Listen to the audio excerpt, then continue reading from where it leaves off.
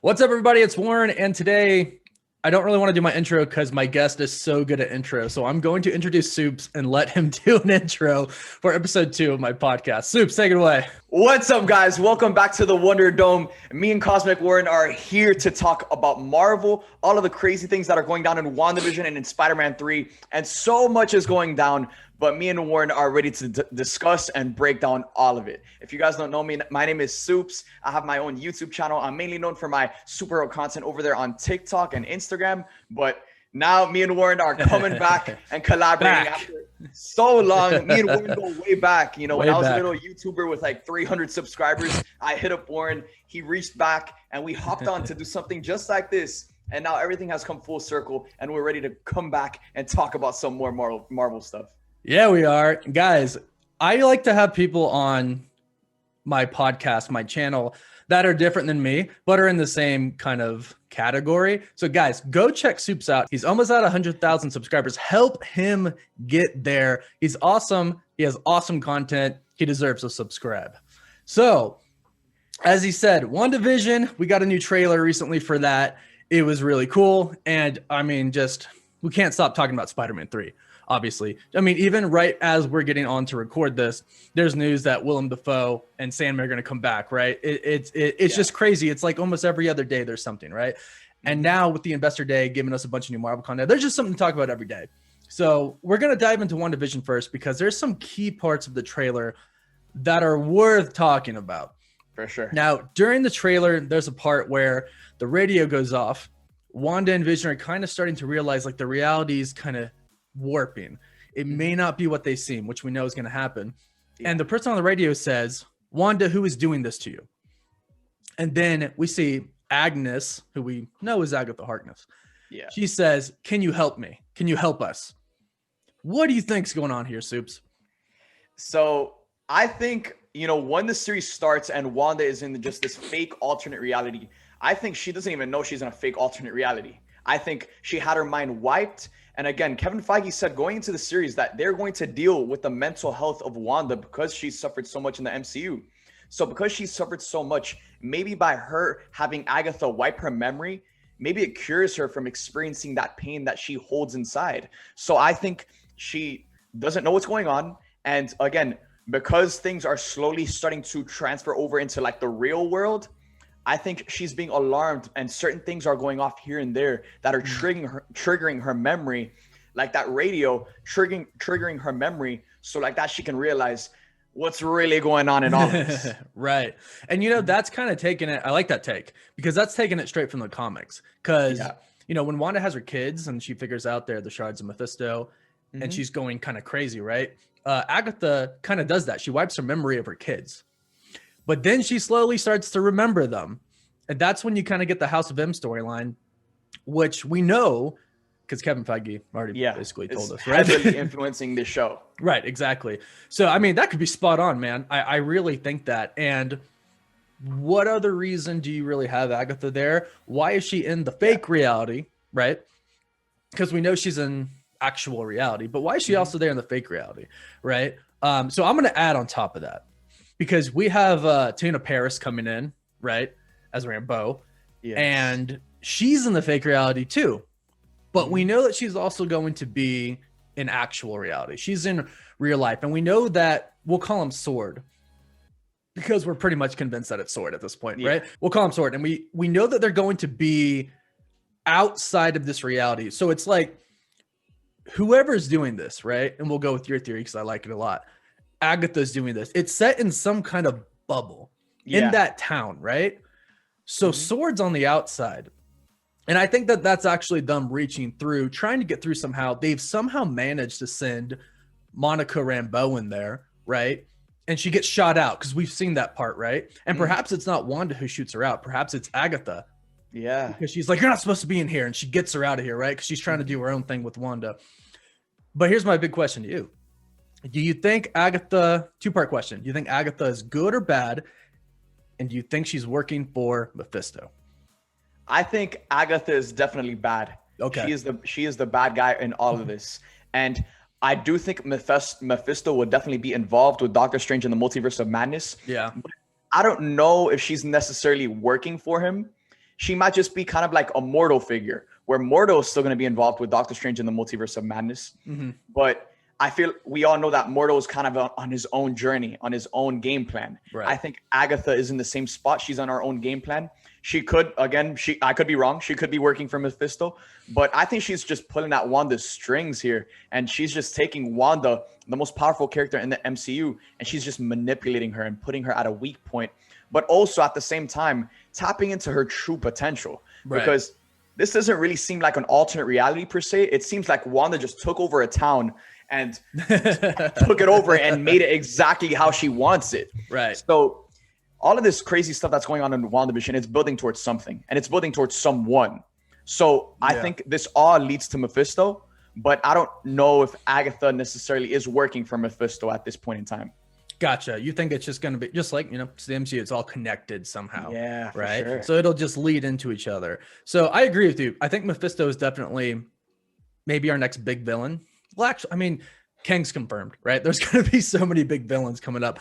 But in the Loki trailer that we got, in one of the scenes, there's that like stained mural in the back, and you can see it's like Satan.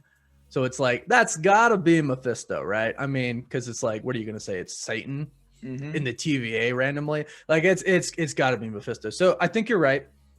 I think definitely more involved with Multiverse of Madness, because that's a Doctor Strange villain. He's got a lot of ties with him, and he's got a lot of ties to Doctor Doom too, but that's like a whole nother tangent that we could get off of on that. But it's funny because Agatha in the comics she's been good and bad, right? She takes care of Franklin Richards, probably the most powerful mutant in entire Marvel history. The son of Reed Richards and Sue Storm, Mr. Fantastic and the Invisible Woman. And she does like a good job. Yeah, they're coming, right? So it's like, this is kind of lining up maybe a little bit more. Maybe Agatha kind of does a turn, because you're right. She's absolutely helping Wanda develop her powers more, because she is set within this reality, but Wanda is also shaping the reality, right?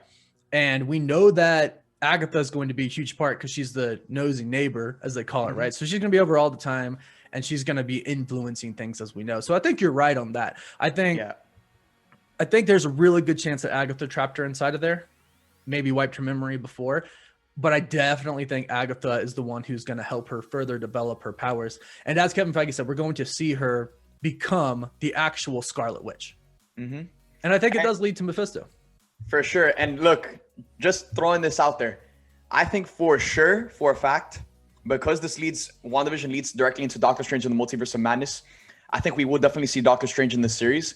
And I think we're potentially going to see something go down between Agatha and Doctor Strange. Ooh, yeah. Because with Wanda putting up this whole show, taking over this whole village where there's literally a dome around the village that she's taken over, you don't think Doctor Strange, the master of the mystic arts, would show up for something like that happening?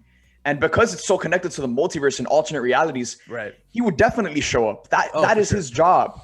So what if he shows up and then Agatha, because she's such an experienced, powerful wizard, she beats Doctor Strange. And then it gets to the point where once Wanda starts gaining her memory back, Wanda has the power to beat Agatha. She eventually beats Agatha, and that's where everything gets messed up, and boom, right there, Doctor Strange and Wanda are paired up, and it leads directly into in the Multiverse of Madness.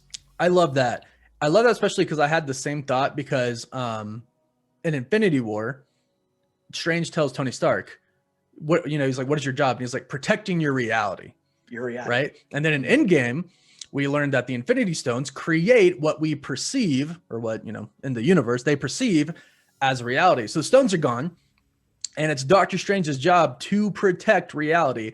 So just like you said, there's some dome over a town, and clearly magic is happening. You don't think Doctor Strange is going to know that? Clearly realities are warping. And I definitely think I would love for Strange to fight Agatha, because you're right. Agatha's been around since the Salem witch trials. Yeah. At least she's old, right? Exactly. There's no one that Strange has fought that has more experience than her at this point in the MCU. Yeah, exactly. So she would definitely give him a run for his money. Definitely. So I hope we see that. And that speaks volumes on just how powerful Wanda is, that she doesn't know how to use her powers, but just because of her raw power, she's going to eventually be able to beat Agatha. And then down the line, as she continues to work with Strange, we see her develop and actually become Scarlet Witch. Right. Yeah, she's going to be she's probably already the strongest person in the MCU, but once she fully develops her powers, she's going to be insane. Like, yeah, dude. And that's she's why casting I think spells. Yeah. Chaos magic. And I think eventually that's why you're going to have so many villains and then the big bad Galactus, right? Because it's going to be like, well, you have to have somebody that's going to give Wanda a hard time, right? Just like Thanos. Like, you're going to have somebody that's going to give Thor a hard time, because otherwise it's like, it's Thor. So, but that brings me into our Spider-Man 3 section here, because huge multiverse and Doctor Strange is confirmed for it, right? And it's like, why is he there? Yeah, he kind of knew Spider-Man in Infinity War, right? He had that run-in with him on the ship with Tony Stark, but it's like he died right after that, sadly, right? Both of them did, right? So they didn't spend much time together. I don't think Strange is coming in as like, oh, Stark died, so I got to take care of the kid, right? No, for sure. Because he wasn't in Far From Home, and Tony was dead. It's just not like Strange. Strange doesn't want to be watching for a child. Yeah, that's not what he wants to do. So I definitely think it's, hey, I feel something, or I know something, I'm aware, because it's my job to be aware of our universe and reality. Something's happened, right? Other parts from other realities are coming into mine. I got to figure it out. Oh, wait, there's a Spider-Man, but it's not the kid that I knew. So what's happening? That's what I personally think is going to be something like that, right? What are your thoughts on this? So I think with Doctor Strange being involved in Spider-Man 3, we know there's going to be multiversal elements in Spider-Man 3. Of course. It's obvious. It's confirmed at this point. But I think we're going to see Spider-Man go to Doctor Strange first. Okay. Because, again, Spider-Man doesn't have anyone else. He lost Iron Man. He doesn't have any other heroes that he's really connected to. So I feel that Spider-Man's going to go to another hero that he knows lives in New York, Doctor Strange. And I feel that he's going to go to Doctor Strange in order for Doctor Strange to wipe everyone's memory of Peter being Spider-Man. Right. Again, we can't really move forward with Tom Holland's Spider-Man with the entire world knowing that he's Peter Parker. Right, so it's going to have to get resolved at some point. And again, in the comics, Peter actually goes to Mephisto. Yeah. So they could switch that up to where he goes to Doctor Strange, and Doctor Strange wipes everyone's memory, and then the whole multiverse journey starts. But I think just coming off of what you said, it's going to be very similar to that. Something along those lines where Strange takes Peter, Strange feels something, and then he contacts Peter. Because again, Strange wasn't connected to the rest of the Avengers, really. No. He was only connected to Tony Stark and Spider-Man from their adventures in Avengers Infinity War. Right. And I don't want to say that Doctor Strange didn't respect Tony, because I definitely think he ended up respecting him. Oh, for sure. Especially after a sacrifice and all that he did. I would say he didn't care too much, because that's Strange before he was a master of the mystic arts, right? That's what's cool about seeing his growth throughout the MCU, right? The selfish doctor who cared about materialistic things, et cetera, et cetera. And now he's going to help our boy out, right?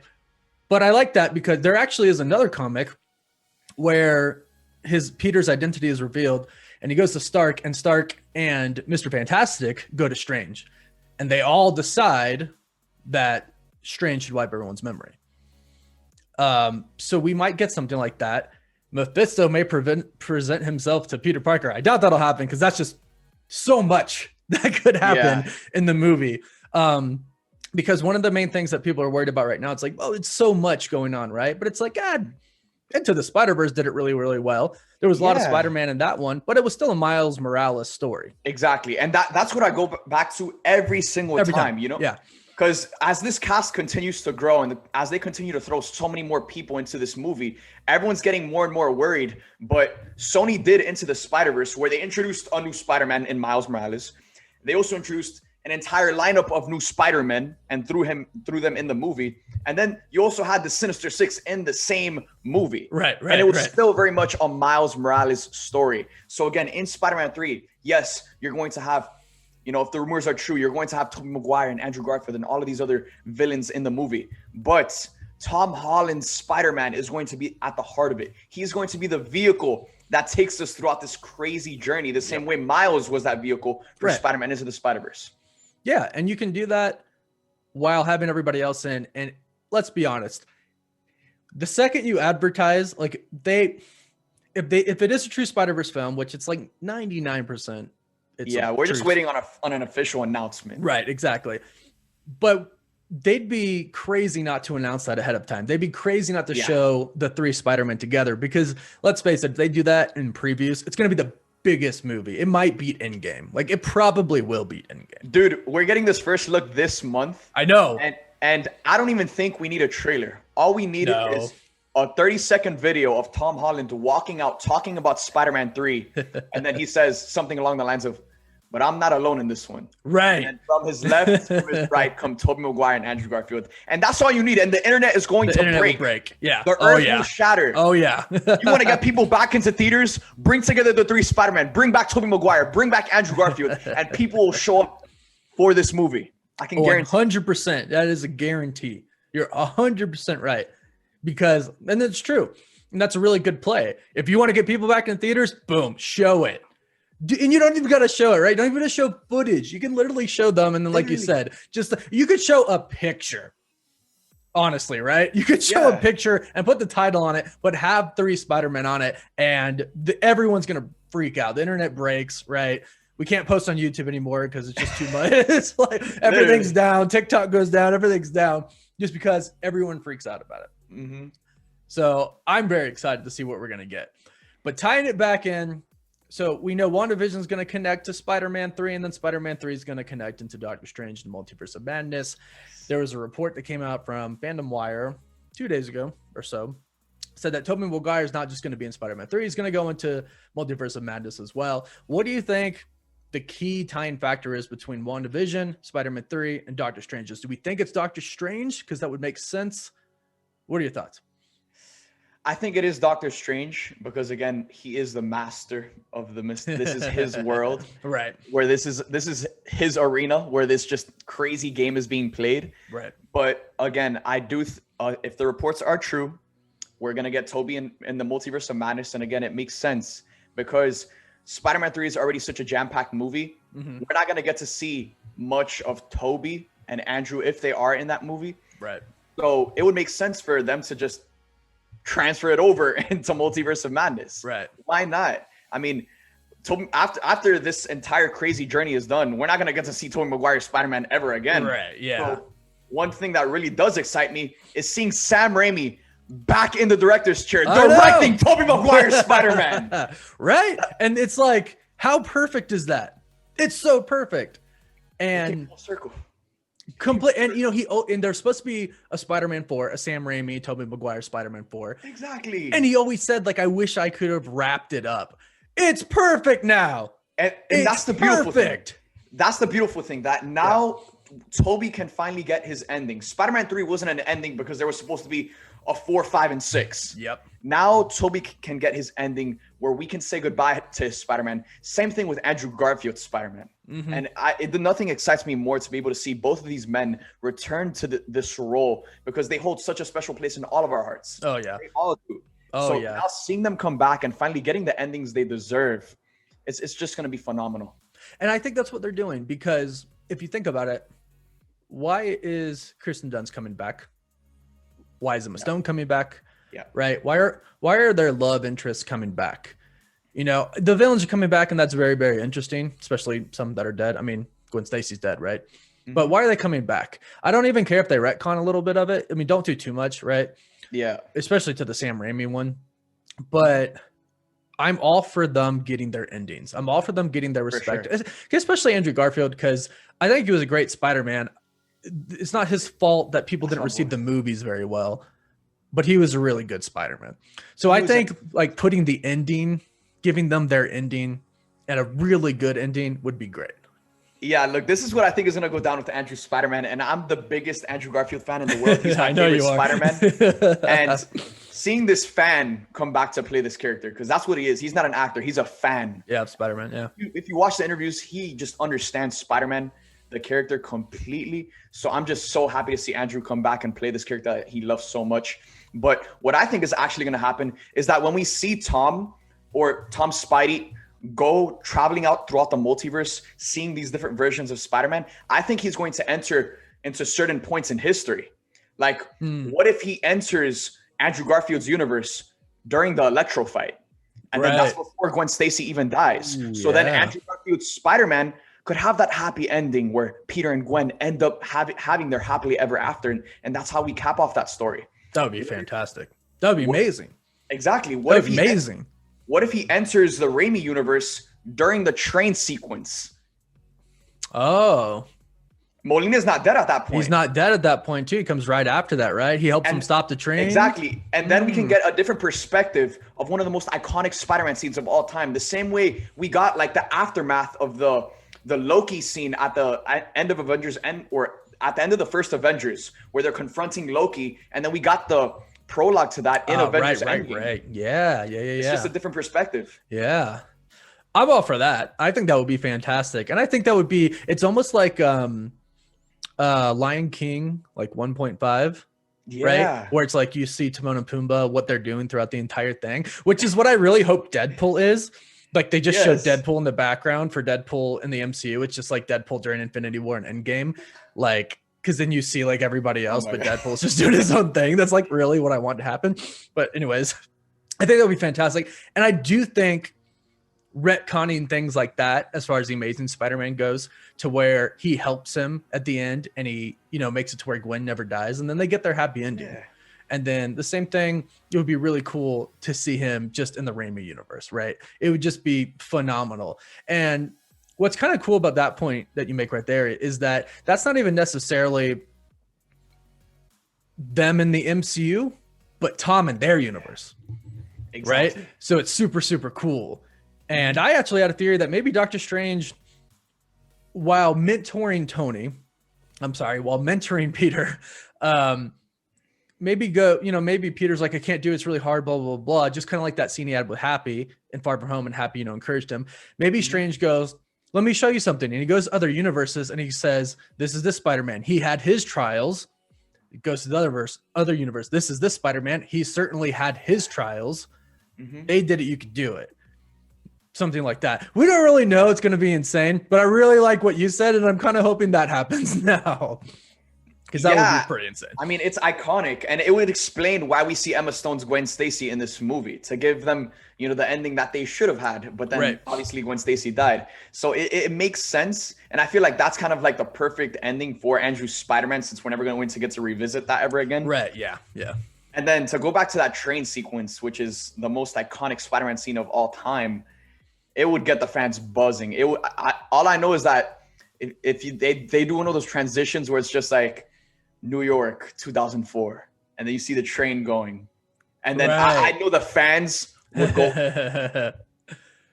go insane. Absolutely insane. Yeah. So just like when the Avengers go back in time and then you see New York. Yeah, I get what you're saying. Yeah, that would be absolutely insane.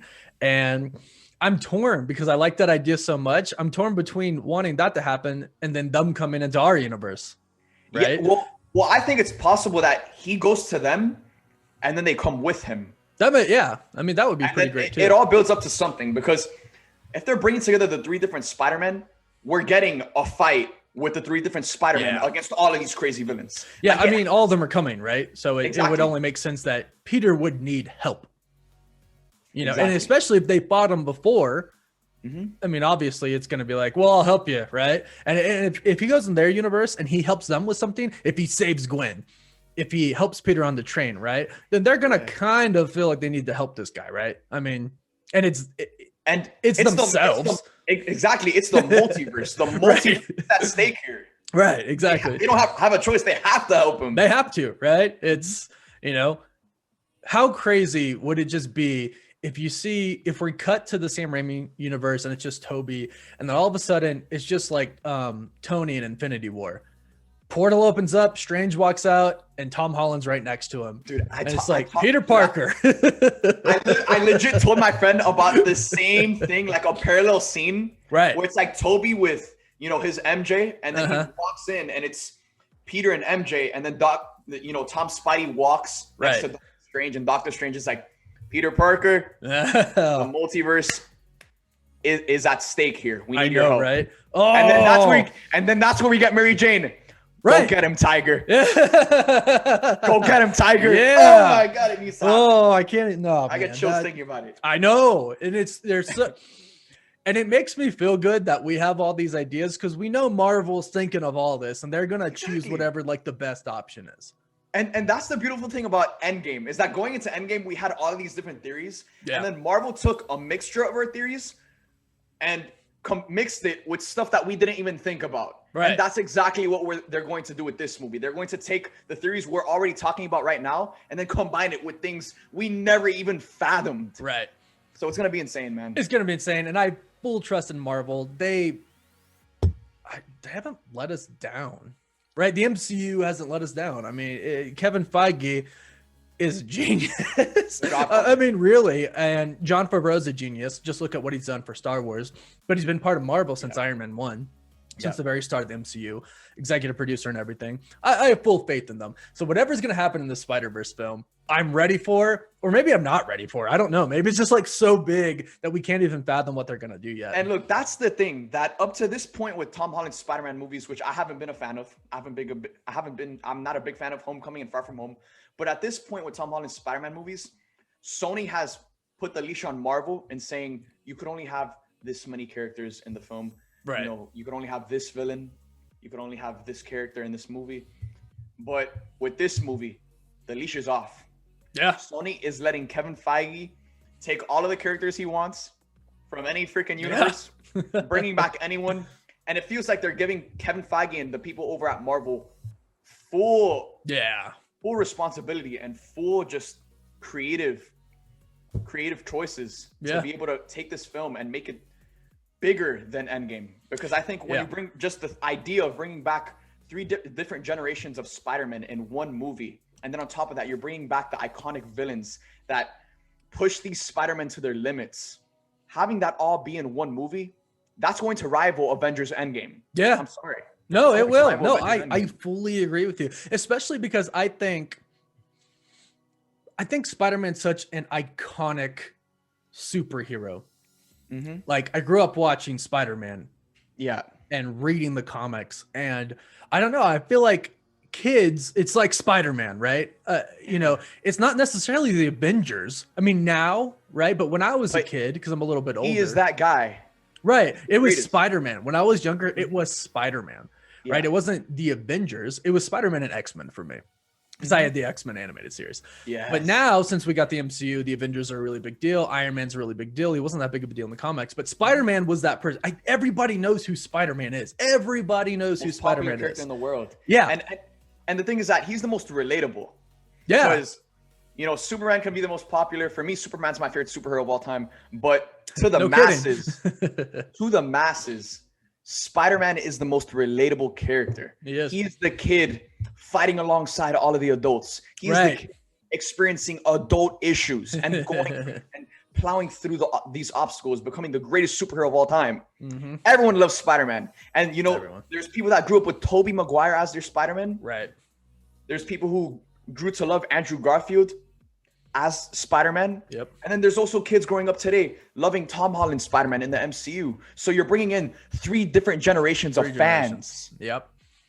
And that's why it has the potential to be bigger than Endgame. If they do it like that, it will.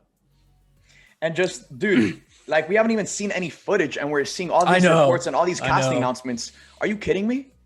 Are you kidding me? Release an official casting sheet of of the cast of this film, and just that alone, a paper confirming all the castings. Yep. Of the people that are going to be in this movie. It'll break the internet. It would. You have the title up top, Spider-Man Home Sweet Home, whatever it may be, Homeworlds, and then below, cast: Tom Holland, Tobey Maguire, Andrew Garfield, Benedict Cumberbatch, and that's all you need to do. You don't need a teaser. You don't need footage. You don't need a picture. That's the picture you need. Is that? That's brilliant, and that's what they should do. And doesn't require much work from them at all either. Yeah. And that'll break the internet. The second they confirm the multiverse, Marvel actually confirms that the internet's done. So Good luck, internet. Well, this has been Honestly, awesome. Supes, thank you so much for joining me. This is like full circle. Supes started when we first did our first video together. He had under 1,000 subscribers. Now he's almost at 100,000 subscribers. He's got, do you have 2 million on TikTok yet? We're about to hit 2 million over there on TikTok. TikTok. So close, almost 2 million on TikTok. Insane. Blowing up on Instagram, TikTok, blowing up on YouTube, guys. Head over to Supes, help him get to 100K. Supes, any last predictions, anything for Spider-Man 3?